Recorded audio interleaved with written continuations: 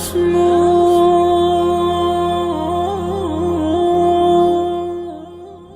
all know that Allah subhanahu wa ta'ala created us for a purpose.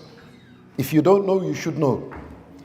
If you look around you, everything around you is made for a purpose. See this microphone? Its purpose is to take my sound and then to amplify the noise so that you can hear me. The chair you're sitting on, when it was made in the factory, it was made for the purpose so that you can sit on it, right? Your clothes, when it was made for a purpose so that you can wear it and it covers you. Every single thing in life, look up and look down and left and right, was manufactured for a purpose. Everything. And so it only makes logical sense that you were created for a purpose as well. There's a purpose for your existence. We're not on earth to just figure out why we're here. What do we do? Should we just eat, sleep, drink, play, come to school, study, and then we die, and then the life is over, and then what's after that? There is a greater purpose for why you are created. Allah Azza wa Jal in the Quran, He mentioned to us what our purpose is. And of course, Allah Azza wa Jal is our creator. He's the one who created you. He put you together. You see your eyes and your heart that is beating right now, it is only beating because Allah is giving it permission. What's the difference between you sitting now, still alive, and someone that has passed away? The difference is that Allah continues to give you a heartbeat and continues to give you life. And the other person, Allah Azza wa Jalla has decreed his time's up, so his soul was taken away. So we need to listen and pay extra attention to what our Creator is saying. He's the one who made us, and He's the one who will tell us what our purpose is. You see this microphone? If I didn't know how to use it, where do I go to seek information on how to use it? The manual, the user book. You open the user book, it'll teach you how to use this. If I didn't know how to use a computer, where do I go? There should be a booklet, there should be a manual that teaches me how to use the computer, and I'll go to that. So now you, human being, have finally been formed. You've come out of your mother and you've grown many years until you are where you are now. You're aware, you can listen to what I'm saying, and you can understand what I'm saying. So on earth now, you have a purpose in life to discover. What is my purpose? And our user manual is the Quran, the word of Allah Azza wa Jal. Within the Quran, we're going to find what our purpose is. Allah Azza wa Jal, He said, وَمَا خَلَقْتُ الْجِنَّ وَالْإِنسَ إِلَّا لِيَعْبُدُونَ. I did not create jinn kind and mankind except that they worship me. That is the purpose of life. You were only created to worship Allah. Your heart was created only to worship Allah and no one else. What does that mean? Meaning you have to worship Allah in how you talk. So you can only speak what Allah wants you to speak, and you have to keep away from that which Allah said don't speak, such as swearing and lying and backbiting and gossiping and mocking others and insulting others. All of that in the laws of Allah, Allah said keep away from that. Use your tongue only for that which is pure and good. That's a purpose. So we worship Allah in the way we talk. And did you know, Nabi sallallahu alayhi wa sallam said, the pure word, the good word you speak is a sadaqah for you. It's a charity for you. You know, when we say charity, often people think I need to put my hands in my pocket, take out some money and put it in the box. And now I'm a young kid, I'm not working, I don't have money, I can't do this deed. Don't limit the idea of charity. The Prophet sallallahu alayhi wa sallam teaches us that a good word you say is a charity. It's a good deed in your scale. Every good word and kind word you say to your student, to your friends, to your teachers, to your parents, to your brothers and sisters, to people generally, to mankind. Every good word you speak, wallah, don't think it goes unnoticed. Allah Azza wa Jal would record for you a good deed. And these good deeds will become the size of mountains on the day of judgment, which is what you and I will need on that day. So we are created to worship Allah. We worship Allah in the way we talk. We worship Allah also in the way we dress. So the human being is supposed to dress in a way.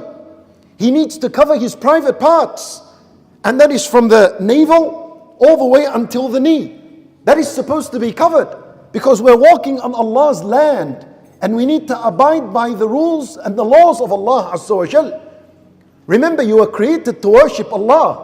Now don't look at each other and see some people are not wearing up until their knee and above their knees exposed. It's fine. We're teaching each other and we're not pointing fingers at others, right? We are educating and we are teaching. So we need to worship Allah in the way we dress. So you go back home, take a deep look into the matter, look into your closet and what you have. If things that are pleasing to Allah Azza wa Jal, keep them and wear them. Things that are not allowed to wear, start working on removing them from your life. Because you need to worship Allah on earth to attain the pleasure of Allah Azza wa Jal. We worship Allah in what we eat. So the Muslim, all foods are permissible except a few things that are impermissible. And everything that Allah Azza wa Jal made forbidden is actually harmful to us anyway. You wouldn't want to come near it. Everything that is prohibited in Islam is actually harmful to you. You only harm your own self. So this is how we worship Allah. In how we talk, in how we dress, in what we eat, in what we drink, in how we speak to others, in how we sleep and when we wake up. The Muslim sleeps at night, that's the recommendation, and then by Fajr time he has to get up. He has to get up and make wudu and pray Salat al-Fajr. This is what it means in the true sense of worshipping Allah. And that's your purpose in life. That's exactly what you were created for. When you do what you were created for, you'll find a lot of success and blessing in your life. And the more you move away from your purpose, you'll find a lot of misery and unsuccess in your life. I'll give you an example. You see this microphone? Its purpose is for me to talk in it. If I continue to do that which it was made for, it'll serve me for a very long time, right? And it'll stay in perfect shape. But let's say I use this for other than its purpose. Let's say I used it as a hammer. You know the judge when he wants to hit onto the table? Imagine I used it for that. After 2 months it'll be destroyed. You cannot use it anymore. Why? Because I used it for other than what it was made for. The human being is like that. If you use yourself for what you were made for, if you use your tongue and your eyes and your stomach by eating and waking up at the times Allah wants you to get up, then you will have an optimal, excellent life, a successful life, a life of blessing, a life of goodness, a life of peace and tranquility. This is the very same thing people are running after today. Everyone wants success, everyone wants money, everyone wants happiness, everyone wants all these good matters in life. You want them, they're in the hands of Allah. All of it is from Him. So how can you want it and keep far away from Him? So that's the idea. And if you use your body for other than it was made for, then you're going to become disturbed. The heart will become unsettled because you're doing something you are not created for.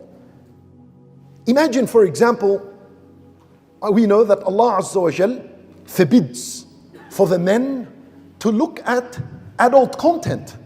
You know, everyone's got a mobile phone. This here is a big sickness today. This social media is a big disease, huge. And any one of you that has Snapchat or Instagram or TikTok or whatever it is, without even searching for the haram content, it's already there. And the shaitan reels you from one content to one short, to another reel, and by then you've entered into the profile of hers, flicking through pictures and videos, and just feeding your eyes this kind of garbage. You see, when you do that, you're harming yourself. You're doing something you are not created for. Then the heart begins to panic. It's unsettled. Then a person begins to desire al-haram. Then wallah, the youth, what happens to them with this phone? They have it at night, thinking that no one can see them. Thinking that no one can see them. But of course, Allah from above can see exactly what you're doing and how you're behaving. And so you continue to engage in this haram content until what happens? Until you lose a lot of the night, you haven't slept because you're busy awake upon al-haram. Sending text messages, messages back, video to sending to video to picture after picture. And then you wake up the next morning, you haven't slept enough. And you're sleepy, and you're tired, and your energy is depleted. You can't concentrate, you can't understand. You just want to get back home. You want to get back to your addiction. What a life. You see how when you do what you are not created for, how you begin to disturb yourself? Your soul and your heart and your spirit becomes disturbed. Meanwhile, look at another person that obeys Allah. So naturally, a man has a desire for women. But we have to follow Allah's law. Allah said, قُلْ لِلْمُؤْمِنِينَ يَغُضُّوا مِنْ أَبْصَارِهِمْ. Tell the believers to lower their gaze. Meaning, هذا, don't use it for the haram. When you see something wrong, immediately turn it off. Walk away from it. Do something else. Go to the gym, go to football, talk with your parents, with your siblings. Move away from this disease before it kills your heart and kills your mind and soul. Move away from it. You know, if you do that, you are doing what you were created for. Wallahi, you will have a lot more peace and contentment in your heart than the one who is distracted by these addictions. Why? Because he's doing what he was created for, and this other guy is doing what he was not created for. You need to understand this point very carefully. وَمَا خَلَقْتُ الْجِنَّ وَالْإِنسَ إِلَّا لِيَعْبُدُونَ.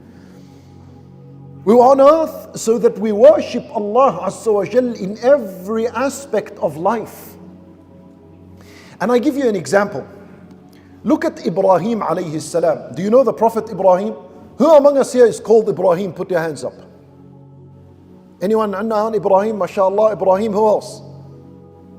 Who else is Ibrahim here? We have one Ibrahim. Ala anta Ibrahim, you need to pay attention to what I'm saying. Ibrahim alayhi salam is a prophet of Allah. Have you all heard of this prophet? All of you? Who hasn't heard of him? Put your hands up. Who hasn't heard of Ibrahim alayhi salam? Put your hands up. Okay. Now I'm going to tell you something about Ibrahim. Perhaps you know, but you've never heard in this perspective. Ibrahim is a Muslim. Every prophet was a Muslim. Every prophet said La ilaha illallah and accepted that Allah must be worshipped. Ibrahim alayhi salam, Allah Azza wa Jal tests him and he reveals certain commands to him. Ibrahim at this time is about 80 years old. And he has his first child in life, and that is Ismail alayhi salam. From, of course, his wife who was Hajar radiyallahu anha. So Ibrahim and his wife Hajar have a child called Ismail. And Ibrahim is 80 years old. And he is so excited and happy and delighted and joyful over the occasion of a child. He's always wanted a kid. He's always wanted a child. Now Allah has given him a child. So he takes this child, and not long after, Allah subhanahu wa ta'ala reveals to him, take your child Ismail and his mother Hajar and go and put them in Mecca. You know where Mecca is? You know Mecca. Mecca back then was a valley. There was not a single human being there. No animals, no life, no vegetation. Allah says, بِوَادٍ غَيْرِ ذِي زَرْعٍ. A valley that's uncultivated. Meaning there's no greenery, there's no trees, there's no fruits, there's nothing. Zero.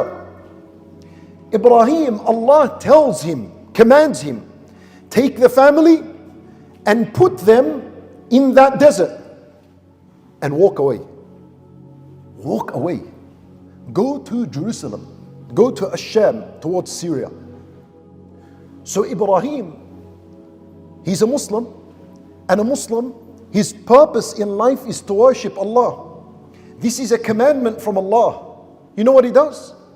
He puts his family in this valley, and he puts with them some water and some dates, what's left over. And he begins to walk away. As he's walking, look, there's no phones, there's no WhatsApp. You can't update the status and say, oh, what's up, where are you now? I'm here and all's good. There's no internet, there's none of this. So he's got no clue what's going to happen. He walks away. As he's walking away, his wife Hajar calls out, Ya Ibrahim, Allahu amaraka bihadha. Ibrahim, did your Lord command you to do this? He walks away, he doesn't answer. She calls again, did Allah command you to do this? He keeps walking away, he doesn't answer. He's almost out of sight, she cannot see him anymore. She screams out one more time, Ibrahim, Allahu amaraka bihadha. Did Allah command you to do this? Here, he doesn't even look back to say yes. As he's walking, he says yes, and in another narration, he just nods his head. Here, the scholars, they say something, that he didn't turn his head back to see his family, because if he turned his head back and saw them, he would have felt sorry for them. He would have seen them, look at that young kid, he's just born, he's crying, that's his mother, she's just given birth. He would have felt bad, and maybe he would have disobeyed Allah's command, and he would have walked back to them. So he didn't look back, he kept walking. Ibrahim did not even say, oh Allah, what's the point of this command? Why are you telling me to leave the family and walk away? Why? What's the point behind this? What's the logic behind it? He didn't say this because Ibrahim knows what comes from Allah is the truth. And since I'm a Muslim, I have to worship Allah and obey Him. And I don't care what the wisdom behind it is, what the reason behind it is. That's a Muslim's life. Like now, when I say to you, Allah has commanded you to pray 5 prayers, then you pray 5 prayers if you're a Muslim. Khalas, I don't care why, who, how, what's going on. Pray the 5, like Ibrahim alayhi salam. You all know Ibrahim, that's what he did. And he walked away. And Hajar, when he walked away, she said, إِذًا لَن يُضَيَّعَنَا. She said, oh great. If Allah commanded you to leave us here, that means Allah will not abandon us. He'll look after us. So Hajar, she's now looking for water. And her baby is on the floor crying. And there's no shade, there's no trees. And that part of the world is very, very hot. So what she does is she goes up to a mountain called As-Safa. Inshallah, Allah Azza wa Jal will give you that opportunity to do a Umrah and Hajj in your life, and you'll see what I'm talking about. With your own eyes, you'll experience this. She goes up on the sandy mountain. This is a woman that's just given birth. And you know how difficult it is. You know, perhaps you've seen after your mother has given birth, how she comes home very tired, sitting on the couch most of the day because she's still recovering. Very difficult time. Even now, if a woman was working and she gave birth, they give her something called maternity leave, meaning she can leave work for about 10 weeks before she goes back to work. Because there is pain and fatigue in this. Even Allah will say a woman that has given birth shouldn't pray. She can leave salat for up to 40 days, no problems. She doesn't have to pray. You know, the one who leaves as-salat in Islam is a kafir. She can leave salah, no problems.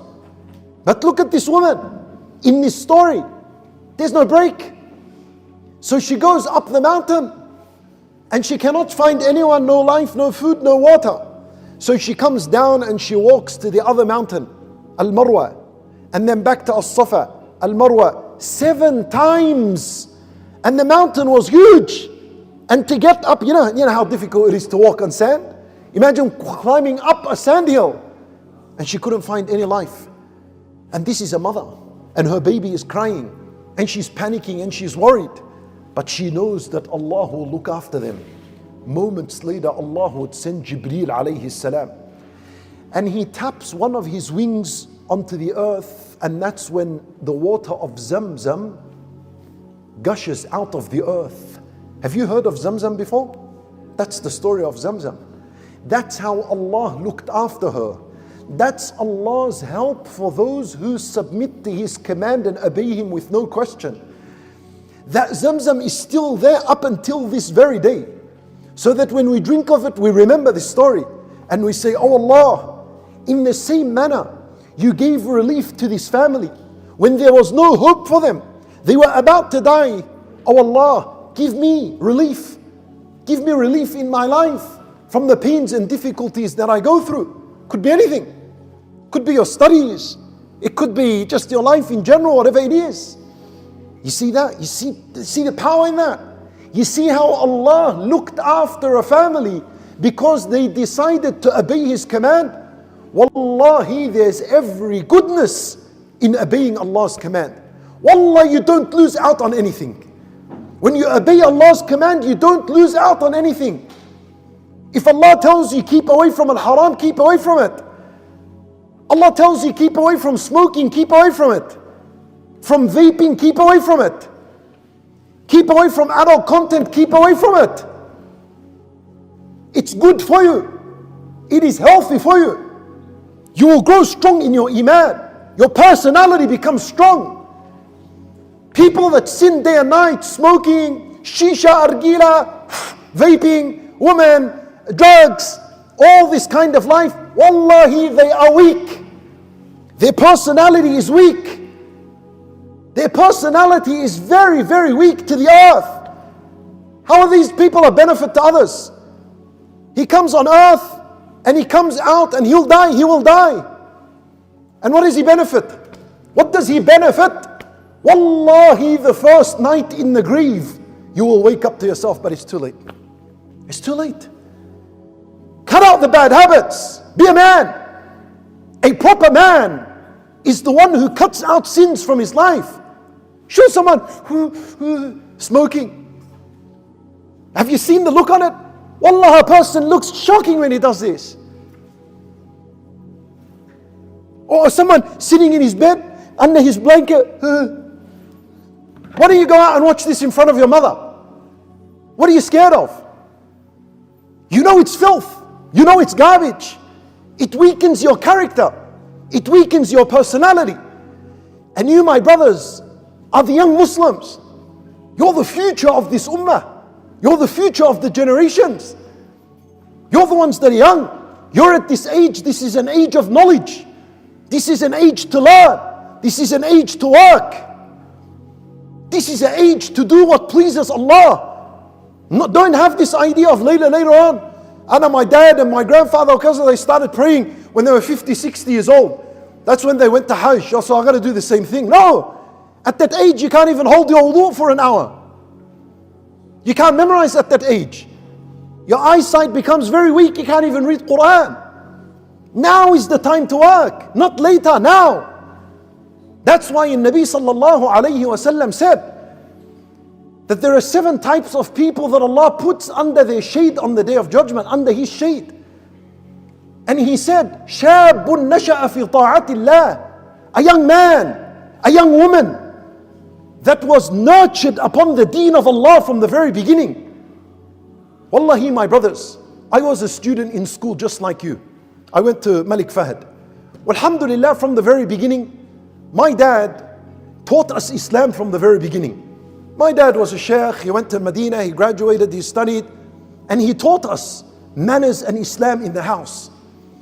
And I used to go to school, and I used to have Islam with me. I used to be concerned for salat. Anyone he invited me to do something haram, I'd say, don't be silly, right? They wanted to do silly things on the teacher's desk, draw silly things on the board. What for? What's good in that? Where's the goodness in this? Wake up. Knock some sense into your mind. I had this from the very beginning. And that's because perhaps my parents had a great influence from the beginning. But you're not missing out on anything. Don't say, oh, my parents are not like that. My parents are lost aslan. They don't pray. They don't do whatever it is. That's why I'm how I am. Don't think like that. And Nabi sallallahu alayhi wasallam, he tells us that his father is in the fire and his mother died a disbeliever. And how come he turned out who he is? You can't use this excuse that my parents are ruined, therefore I'm ruined. And most of the companions, their parents were against their deen. But these companions were strong with their Islam. Wallahi, my brothers, wake up and understand. There is a lot of potential in you. This is the time to start working. Do deeds. Fast if you can. Give sadaqah whenever you can. Don't worry about going broke. You'll never go broke. Allah promised the one who gives, Allah will give him. Look after each other. Have good manners with each other. Speak respectfully to others. This is going to start shaping your personality so that when you get out to the real life, not only in school but when you're outside, and then you're seeking to get married and you're seeking a better life and children and to teach them, you have big backup in your heart, and that's because Islam inspired you and motivated you and empowered you. Don't be weak. Don't be weak. And sins are a big cause for weakness. Fight the sins. Go, I dare you, I challenge you. That's where manhood is. I challenge you. That addiction you have in life, I challenge you to knock it. KO that addiction in your life. Go show me. That's where true strength is. That's where strength is. Not to run to the haram. To cut it out of your life is where manhood is. That's the idea of what a Muslim is. That's the challenge in life. You see, in Nabi sallallahu alayhi wasallam, a man came to him. He said to him, O Messenger of Allah, if I've prayed the 5 daily prayers and I do what's permissible and I keep away from what's haram, do I enter the paradise? You know what Nabi sallallahu alayhi wasallam said? Oh, and by the way, this man added something. He says, and I don't add anything to this. I don't want to add anything. I just want to pray my 5 prayers on time, and I'll do what's commanded, and I'll keep away from what's haram as best as I can, and that's it. I don't want to do anything else. Nabi sallallahu alayhi wasallam said to him, yes, of course, you'll enter the paradise. You see that? That's the idea. That's the purpose of life. That's what it is. Look how simple it is. Yani, reflecting back on the story of Ibrahim, Allah Azza wa Jal doesn't want you to leave your family and go away. He didn't command you to do that, don't worry, because that's difficult. He just told you there's a dress code, just dress properly, cover the awrah, that's it. Eat what's halal, keep away from what's haram.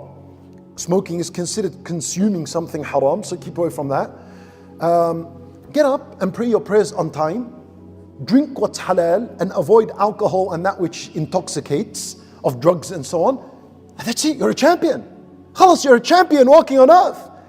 You are doing what you were created for, which is your purpose. And once you become like that, naturally you become an inspiration to others. You begin to teach others what's good. People start listening, people start learning. That's the point of life. That's the purpose of life. So this is my short message to you. I don't want to take much longer than that. I really appreciate your attentive listening. Yani, so far, you have been the best school I have attended. MashaAllah. May Allah Azza wa Jal bless you all. And don't think that I'm talking looking down at you. Not literally I am, because you're sitting down. But yani, from a spiritual perspective, I don't look down on anyone. I actually believe that perhaps there are people in here that are way better than me, for sure, no doubt. But this is a reminder, an advice that we must in Islam give to each other. Because if we don't talk and highlight these problems that we are facing in life, who's going to give you advice on them? Who's going to give you advice? No one will give you advice. So that's what we are for. And finally, my advice is this to you. 3 things. 3 things as young boys, what you should do. Number 1, attend al-masjid regularly. Attend al-masjid regularly.